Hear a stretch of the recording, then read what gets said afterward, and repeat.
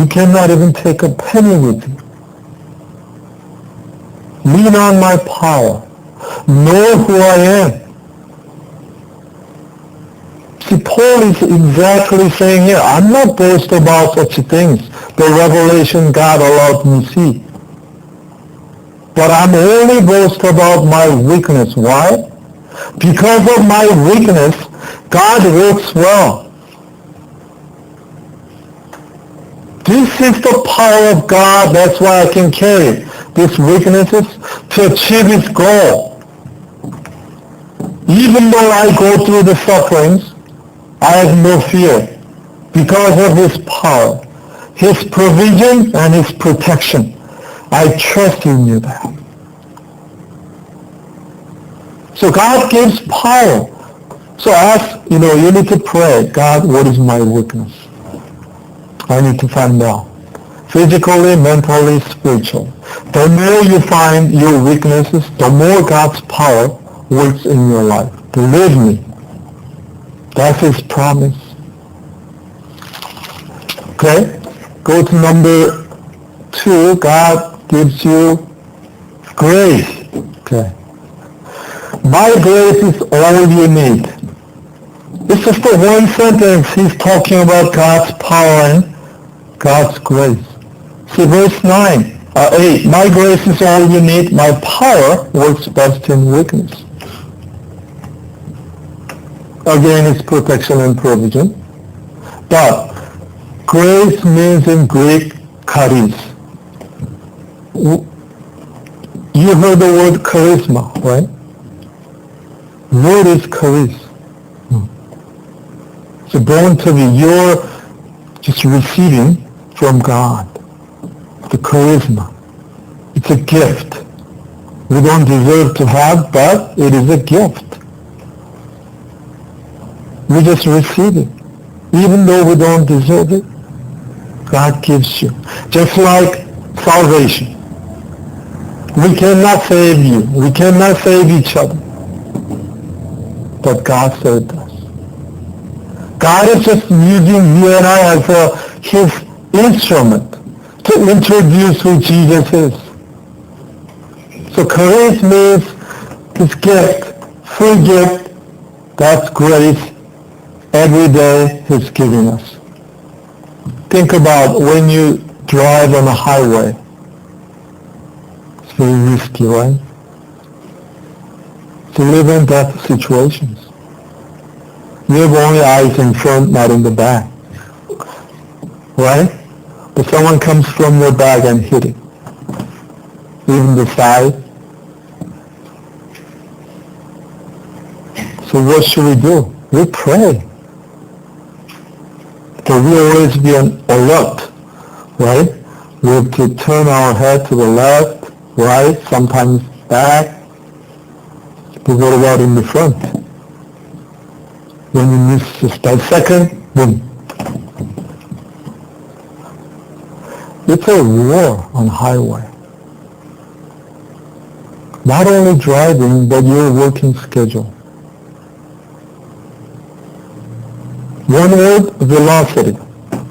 You know what it is? Even though you don't get one thing done, but you think about ahead, next thing. Just move forward. That's why rush. You haven't finished one thing, but you think about next one. That's why people are saying you are a multitasking person. I don't think that's a suitable word for a person. Because we are finite. We're not infinite like God. We have to get one thing done and we have to move. I think that's a deceiving, multitasking.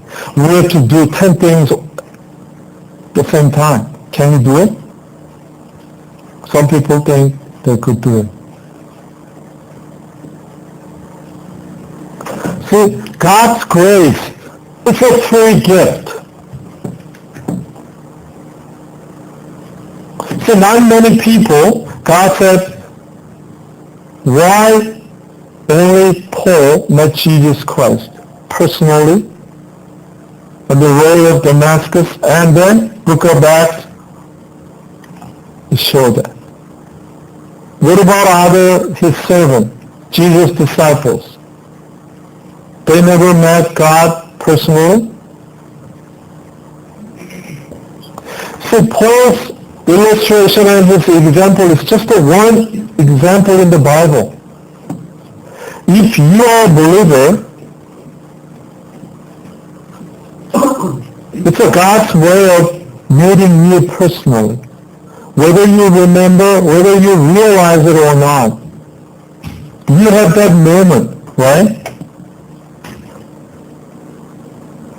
Before you converted from other religions to Christianity, either or you didn't believe God, but the moment you met Jesus is personal, and then you become a Christian. So every one of us has that moment. That is grace.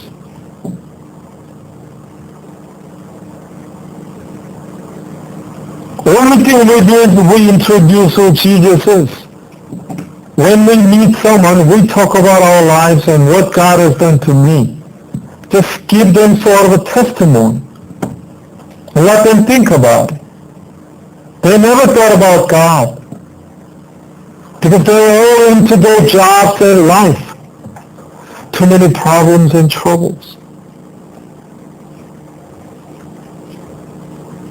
They even have the time to think about God. Because God is spirit, I can see. If I could see God, everyone would believe. But God is spirit. We only believe Him by faith. The definition of faith is what? The things that we can see, but as if we could see, we believe it. So it is not easy for us to understand what grace is. But I want to remind you that the moment you met Jesus Christ, the moment you avoid hard situations, not by your own strength, but by the power of the Holy Spirit, how many moments do you have in your life? But whether you are tuned with God or not, you're going to be senseless. That's why we need to always fix our eyes onto Jesus. The Hebrew author said that. Same thing, our hearts. We have to put our hearts above in heaven. Paul says that in Colossians. We need to look up, not look down. When you look down, what you see? What you see when you look down? My feet. My beautiful feet. All the dirty things on the road. But when you look up, there is hope. You could hear the voice of God. You could sense the hands of God in your life. Sometimes you need to go out and just take a deep breath and look at the sky. And you could sense God is smiling on you. See, that is a grace. Think about that. Every day we live on without lacking anything. Do you lack something? You always feel that, right? Oh, I don't have this. I wish I had this. When I get a paycheck next time, I'm going to get this. But before you get that, your paycheck is already gone. So that's the life. Unpredictable. Don't plan ahead. It doesn't go the way you plan. If everything goes the way you plan, you don't need God. That's a grace. We need to think about it. Don't take just for granted, airs, electricity. sunlight,